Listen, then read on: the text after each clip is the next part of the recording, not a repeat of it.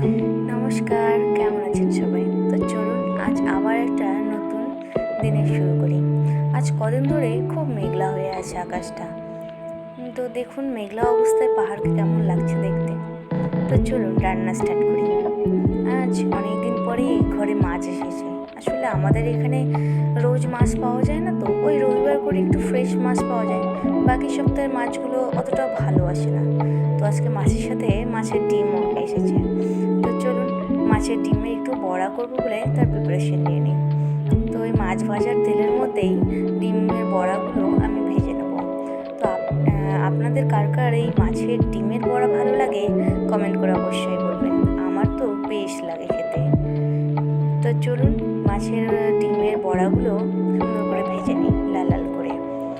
আর আমার ভিডিওগুলো কেমন লাগে অবশ্যই জানাবেন কমেন্ট করে।